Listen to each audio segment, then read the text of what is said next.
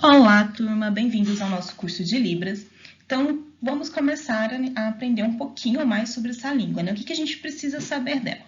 Bom, antes da gente entrar propriamente nos sinais, né, aprender como se comunicar, a gente precisa entender um pouco sobre os mitos e as verdades da língua de sinais para que a gente entenda algumas discussões que surgem vai surgir ao longo do nosso curso, né?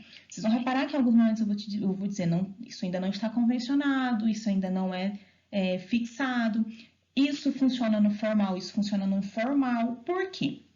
Porque a língua de sinais ela ainda é muito nova, né? Ela é relativamente nova. E a gente vai entender, então, um pouco dos aspectos dos mitos e das verdades dela e também dos aspectos legais dessa língua.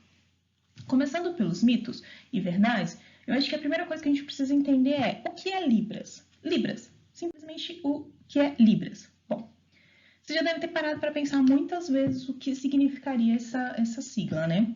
E é muito simples, gente. Libras nada mais é do que língua brasileira de sinais. Então, o li ali representa a língua, o bra de brasileira e o S de sinais. Então, língua brasileira de sinais é a forma de comunicação e expressão linguística da nossa comunidade surda aqui do Brasil. Bom, ok. Então tá, professora. Então, Libras é a língua brasileira de sinais, é a forma de se expressar, né, de se comunicar da comunidade surda no Brasil. Legal, entendi. Mas por que tem essa referência aí de 2002? Bom, a língua brasileira de sinais, ela tem um reconhecimento muito recente. Ela foi reconhecida em 2002. E essa definição que eu trago para vocês é a definição que a gente tem em lei. Por quê? Porque a língua é muito mais antiga que isso.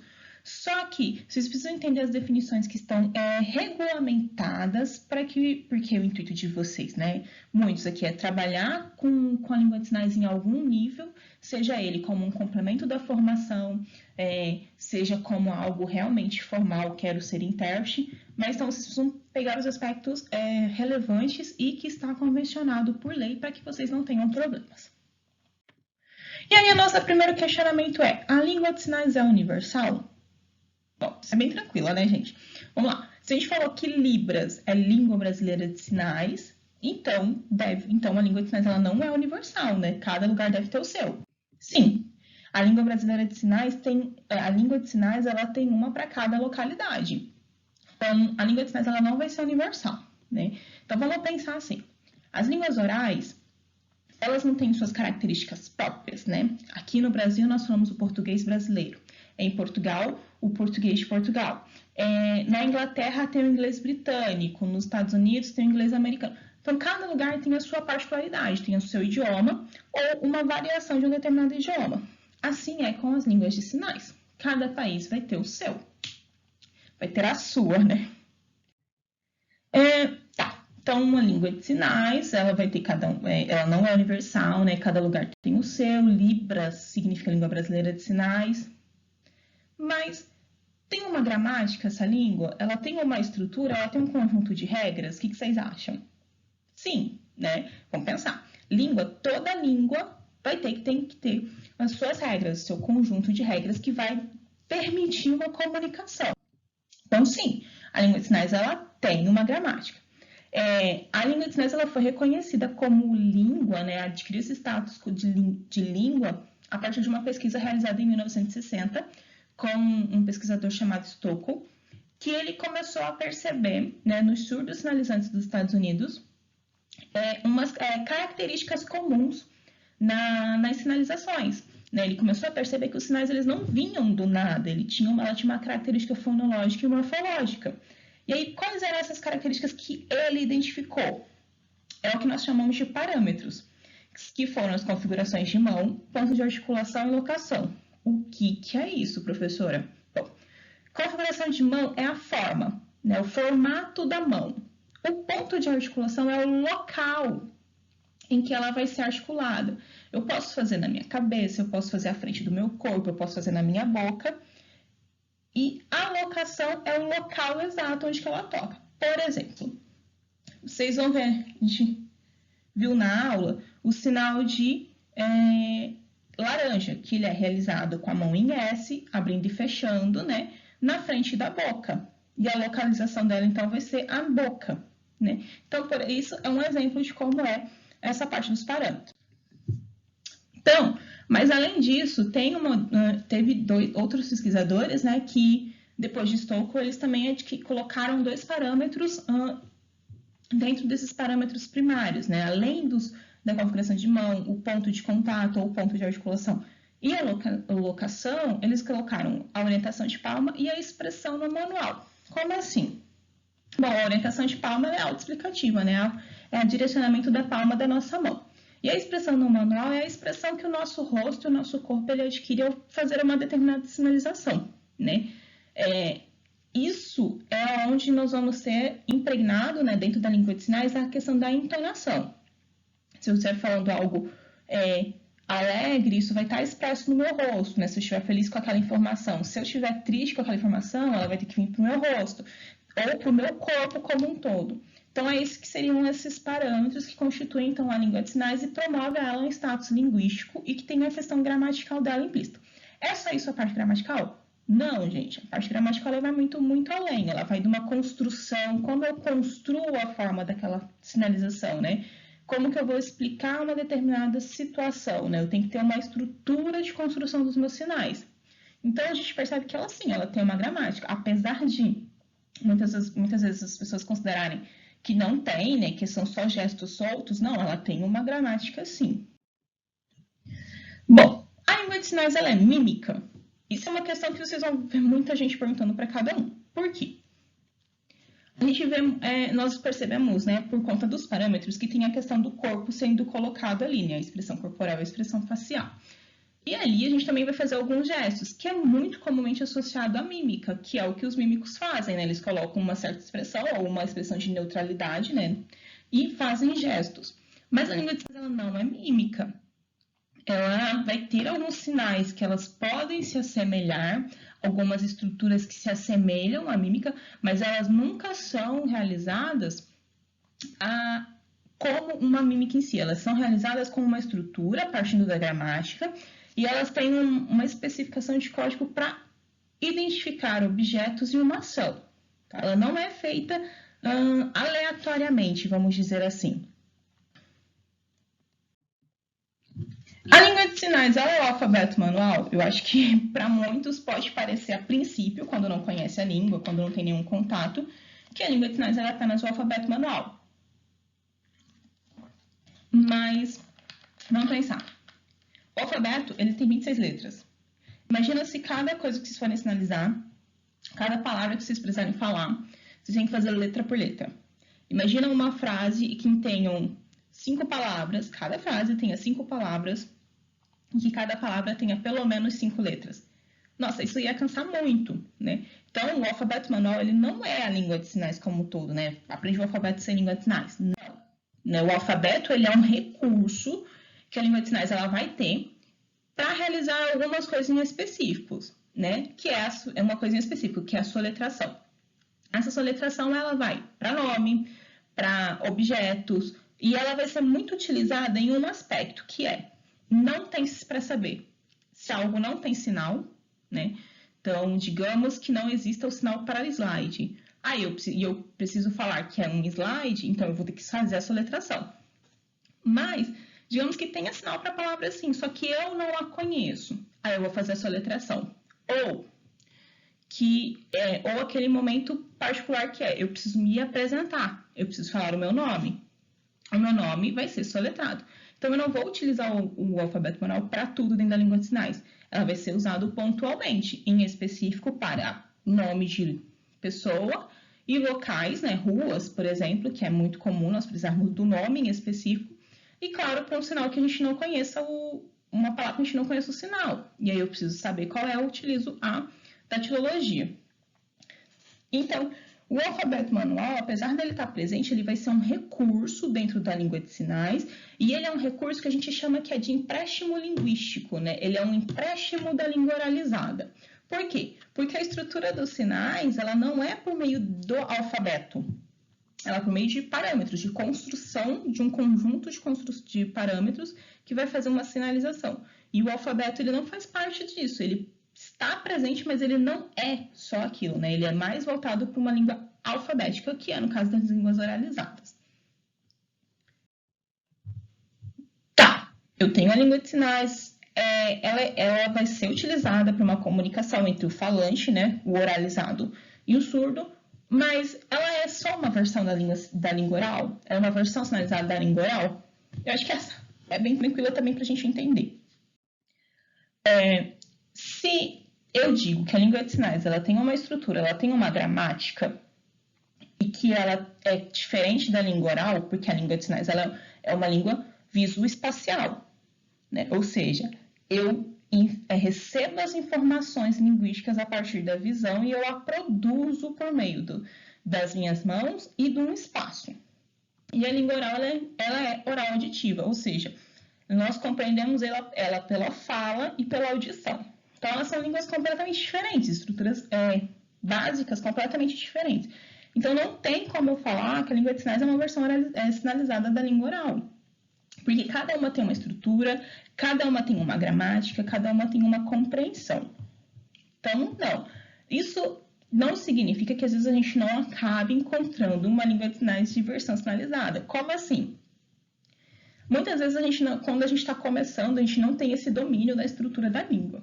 E aí a gente quer utilizar a língua de sinais, óbvio, né? Porque a gente quer desenvolver.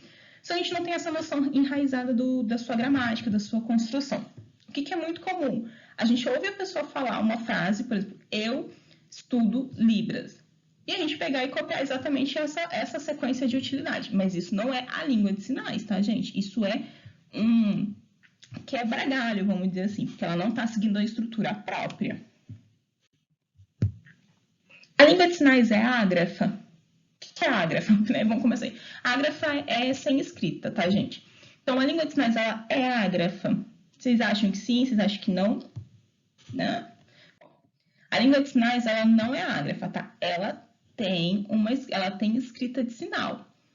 Existem atualmente, aqui em curso no Brasil, 4 escritas de sinais, tá? A mais antiga é a Sign Writing, que é de 1974, e ela é norte-americana. Só que é uma das línguas de sinais que nós temos em curso aqui no Brasil, né? Das 4 que nós temos em curso no Brasil, 3 são brasileiras, exclusivamente brasileiras. Uma que é que eu apresento para vocês aqui em início é a ELIS, tá? Ela é uma escrita de sinais que foi criada aqui pra gente para tentar suprir essa necessidade da escrita. A segunda é a Sign Writing, é a mais antiga. Então, percebam a diferença de uma para outra, né? A primeira, ela tenta seguir uma ordem alfabética, que não é necessariamente tão adequado para a gente entender. A segunda foi a Sign Writing, que ela tenta trazer uma visualidade. E a última é a visografia, que é de autoria de um doutor da Universidade Federal de Mato Grosso, aqui de Linguística. Bom, foi só uma curiosidade, gente. Vamos lá para continuar as perguntas. Uma questão que a gente precisa ter muito em mente é, afinal, qual que é a forma de tratar com a pessoa com deficiência? Qual que é a terminologia correta? É surdo, surdo-mudo, deficiente auditivo? Como que é a forma que eu tenho que chamar ele? Aí eu trago para vocês 3 concepções, né, de cada um desses termos, porque vai depender muito, tá? A primeira é surdo, sujeito surdo. Isso quer dizer que é a pessoa que ela se aceita como surda, ela se identifica como surdo. Ela é uma questão de um cidadão que ele é mais politizado, que usa a língua de sinais como meio de comunicação, ele vai lutar pelo direito da pessoa surda. Então, surdo é o termo que as pessoas surdas preferem que se dirijam, que seja utilizado a elas.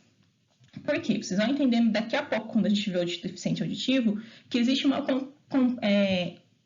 compreensão diferenciada entre os termos, né? O surdo, quando a gente fala surdo, a questão da identidade do sujeito. Ele se enxerga como surdo e ele não se importa, ele se entende como o sujeito surdo que ele é.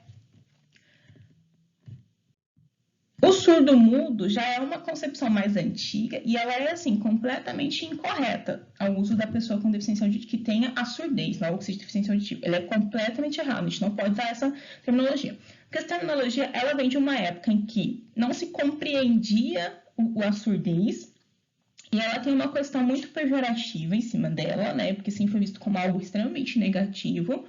E, além disso, surdo-mudo também ela tem uma relação que não é muito correta com o sujeito. Porque, veja, quando a gente fala o surdo, a gente quer dizer uma pessoa que tem a ausência da audição. E o mudo seria a ausência da fala. No entanto, se vocês tiverem contato com os sujeitos surdos, vocês vão perceber que a maioria, sim, eles conseguem emitir sons. Então, ele não é mudo, ele tem um aparelho fonador intacto, né? Porque o mudo seria dizer que ele não tem um aparelho fonador funcionante, mas a maioria dos surdos, eles têm, sim, um aparelho fonador funcionante, e o que os impede de falar não é porque ele não tem como pronunciar sons, é porque ele não tem audição. A audição, ela é um dos critérios que a gente precisa para desenvolver a fala. Né? Nós, ouvintes, aprendemos a falar porque nós escutamos o som e nós reproduzimos esse som. No caso do surdo, ele pode ter o aparelho fonador intacto, né? Não ser mudo, só que como ele não escuta o som, ele tem mais dificuldade em produzir ele. Então, surdo-mudo ele não é um termo que a gente vai utilizar nunca, tá? Isso é real, nunca utilizem esse termo porque é extremamente pejorativo. E por último, a gente tem aqui o termo deficiente auditivo. Então, deficiente auditivo, ele é um termo que ele é utilizado pela corrente oralista, né? Então, pessoas que defendem que todos devem oralizar, né? Que o sujeito surdo ele tem que oralizar, sim. E ele é mais relacionado a uma questão clínica, condições clínicas, terapêuticas de diagnóstico, né? Quando eu falo deficiente auditivo, isso é clínico. Então, vejam bem, muitos sujeitos, né? Usuários da língua de sinais, nativos da língua de sinais, eles não gostam desse termo por conta dessa concepção de clínica, né, que remete a uma questão clínica, algo que está errado. Eles preferem ser chamados como surdo. Só que, no entanto, surdo e deficiente auditivo, ele vem muito por uma questão de identidade.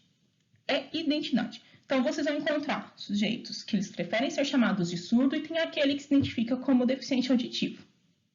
Mas o termo os dois termos vão estar corretos, e o mais correto é o surdo, que ele tem mais relação com o sujeito em si, ele não leva em conta esses aspectos clínicos, de diagnóstico, de pejorativo, vamos dizer assim.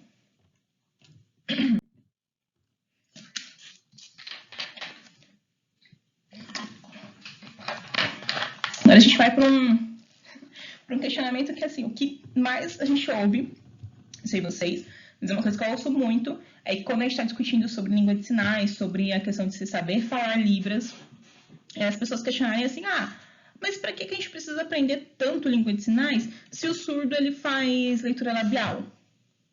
Oi? Como assim ele faz leitura labial? Gente, nem todo surdo vai fazer leitura labial, tá? Por quê? Porque a leitura labial ela vai depender do desenvolvimento da vocalização. E esse treinamento, esse desenvolvimento, ele exige um treino intensivo, árduo, com acompanhamento fonoaudiológico, para que o sujeito ele consiga desenvolver. Então, nem todo surdo ele passa para esse treinamento e desenvolve a leitura labial. Tem alguns que não gostam, nunca não foram, né? Ou que tem uma surdez tão profunda que não conseguiu fazer esse desenvolvimento. Então, por quê? A leitura labial está estritamente ligada à oralização. Então, alguns surdos que têm uma perda auditiva não tão profunda, que tiveram um treinamento desde pequenininho, às vezes consegue fazer uma leitura labial, mas a grande maioria não consegue, tá? Então, o maior mito que a gente tem dentro da língua de sinais é que todo surdo faz leitura labial. Não tem isso. Alguns vão fazer, outros não, e a grande maioria não faz. Porque eu dependo de entender como é que é a construção de cada letra, né? Ele precisa entender como que é a construção dos nossos movimentos musculares da face para a construção de cada letra. Então, nem todo mundo vai conseguir fazer isso. A gente vê muito falar sobre cursos de Libras, ofertas de disciplinas de Libras, né? Muita gente faz graduação e fala assim, eu tinha Libras lá na minha matriz curricular e tal. Mas vocês já pararam para perceber que nem todos os cursos ofertam essa disciplina? Por quê? Eles não são obrigados a ofertar? Porque coloca-se na matriz curricular não é uma questão que é obrigatório? Então, por lei, gente, não. Os únicos cursos que são obrigatórios por lei a ofertar efetivamente a disciplina de Libras são os cursos de licenciatura. Os cursos de bacharelado, tecnológico, né, que não são relacionados com sala de aula, com o ensino, eles não são obrigados a ofertar. A exceção dos cursos de licenciatura, os outros cursos o único curso que é obrigado a ter a disciplina de Libras é a fonoaudiologia, porque eles vão lidar muito com a pessoa com surdez, né, com o sujeito surdo. Mas não é uma disciplina obrigatória em tudo. Claro que seria o ideal que todos os cursos tivessem, porque nós temos o sujeito surdo inserido numa sociedade, né? Ele não está inserido só na área de educação, só na área da saúde, ele está inserido na sociedade, e a sociedade tem todas as áreas. Então, seria o ideal, mas não é o que a gente tem por lei. Há diferentes tipos e graus de surdez? Sim, que eu já mesmo comentei com vocês agora há pouco, né? Depende da profundidade da surdez do sujeito, ele não vai desenvolver a fala. Dependendo da condição dele de surdez, ele vai desenvolver ou não a questão da leitura labial. Então, sim, a gente vai ter diferentes graus de surdez. E aí, esses graus também eles estão diretamente relacionados a alguns outros aspectos que são extra-aparelho auditivo, que é quando a origem, né, dessa surdez. Então, a gente vai ter a origem, pode ser congênita, né, ou seja, hereditária, né, já está no gene da família, alguma doença que acomete a mãe na gestação, a surdez ela pode vir também com alguma doença quando a criança ainda é pequena. A mais comum que a gente tem é a meningite, né, que tem como sequela a surdez ou a cegueira. Então, a gente vai ter a origem da surdez ela é diversa, né? Cada pessoa pode, se você for ter um grupo de 10 pessoas, cada uma vai te dizer uma origem diferente de surdez e um grau também diferente. Então, a gente vai ter desde um grau mais leve, que é entre 26 e 40 decibéis, que a pessoa vai conseguir escutar, vai ter uma perda, né? E até aquela mais profunda, que é maior que 90 decibéis, que a pessoa realmente não escuta mesmo nenhum som. Bom, agora a gente vê um pouquinho dos mitos, vamos entrar brevemente nos aspectos legais. Não são muitas coisas, mas é só para a gente se situar e entender um pouquinho da língua no seu aspecto legal.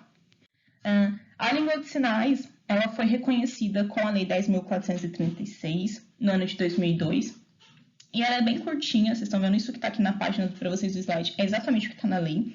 Então, é uma lei curta, e ela só vem reconhecendo mesmo, tá? Ela vai reconhecer o que é a língua de sinais, e que ela deve estar presente, né? Deve ser garantido o atendimento nessa modalidade de língua ao sujeito surdo. Vocês vão perceber, né, que aqui no nosso primeiro parágrafo ela vem dizendo, é reconhecida como meio legal de comunicação e expressão a língua brasileira de sinais Libras e outros recursos de expressão a ela associado. Então, é reconhecer a língua. E aí ele vai explicar o que é essa língua, né? O que eles entendem por língua brasileira de sinais, que é a forma de comunicação e expressão em que o sistema linguístico de natureza visual motora, com a estrutura gramatical própria, constitui um sistema linguístico de transmissão de ideias e fatos, oriundos da comunidades de pessoas surdas no Brasil. Então, essa lei, ela veio para dizer, a gente sabe que existe Libras, e a Libras é isso. Por quê? Antes de 2002, não é que não existia nada de língua de sinais. Pelo contrário, a gente tinha a presença da língua de sinais no Brasil em torno de 1870, mais ou menos, 1857, para ser mais exata, com a criação do Instituto do INES, né, o atual INES, que antigamente era o Instituto Nacional de Surdos, no Rio de Janeiro. Ela já existia com o intuito de desenvolver a comunicação do sujeito surdo. Só que não existia um reconhecimento da língua, né? A gente sabe que existia, mas não existia nenhum reconhecimento. Então, com essa lei, em 2002, ela vem para reconhecer e dizer que existe. Isso foi uma grande luta, né, que a comunidade surda teve, porque eles estavam inseridos no ambiente e eles não tinham condições de estar nesses ambientes. E aí, com essa lei, eles vêm sendo reconhecidos, então isso foi uma grande vitória para eles em ter o seu direito reconhecido enquanto cidadão, né, de poder se comunicar, de poder estar dentro de uma comunidade. Depois, em 2005, a gente vai ter um decreto que ele vai vir regulamentando a lei. Então, esse decreto ele é mais extenso e ele vem discutindo ponto por ponto de direito do sujeito surdo, né, da pessoa surda, o que ele tem direito, como que vai vir esse direito para ele garantido, dizendo, né, aí nesse decreto a gente vai ter aquela regulamentação de que nas licenciaturas é obrigada a oferta da disciplina de Libras, vai dizer que é direito do sujeito ter um tradutor e intérprete na sala de aula para que ele possa estar desenvolvendo seu aprendizado, que dentro do espaço da saúde, da área da saúde, ele tem o direito ao tratamento em si, né? É possível algum tratamento, ele tem direito a esse tratamento, a um acompanhamento adequado. Então, assim, o decreto, ele vai vir para detalhar o que a lei já tinha reconhecido. Então, a lei reconhece a língua e como um direito de comunicação, e o decreto, ele vai vir, então, para regulamentar isso e deixar claro alguns pontos. A lei é um pouco extensa, esse decreto é um pouco extenso, mas ele vale super a pena a leitura. E aí, um outro ponto que a gente tem muito importante, que demorou um pouquinho, né, entre 2002 e 2010, né, esse espaço de 8 anos, a gente vai ter uma nova lei, que é a Lei 12.319, que essa lei é muito importante para o sujeito surdo. Porque, veja, na lei de 2002, né, a 10.436, vem dizendo que é a língua, reconhece a língua e que é um direito do sujeito surdo. O decreto em 2005, ele vem regulamentando essa lei, só que, e detalhando bem, e dizendo, né, que ele tem direito ao tradutor e intérprete, enfim, ele vai ter esse direito da comunicação. Só que a profissão de tradutor e intérprete, ela não era regulamentada, não existia, assim, oficialmente essa profissão de tradutor e intérprete. Então, quando vem essa lei de 2010, ela vem para fazer esse regulamento, né, regulamentar essa profissão, o que é o tradutor e intérprete, qual vai ser a formação dele, como vai funcionar.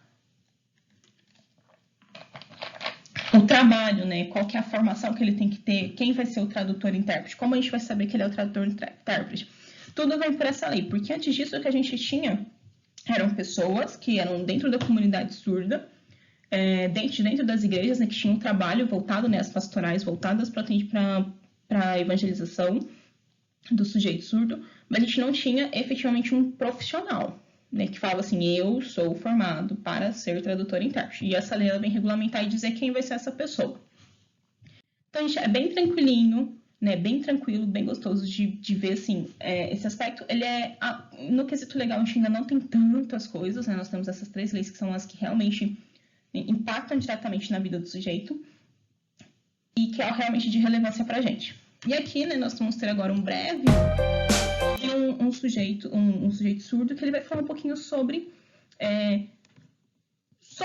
quem é o surdo, né? Então, vamos ver o vídeo.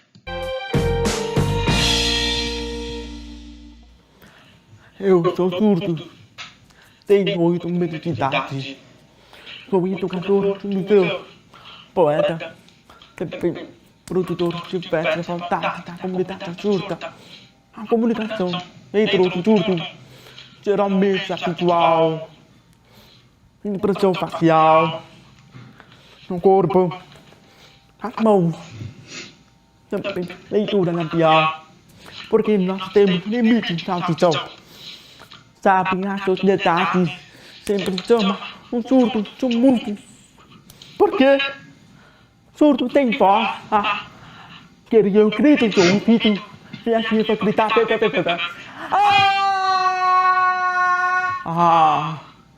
É uma pena que vocês estão rindo. Eu pensei que tudo estaria completo.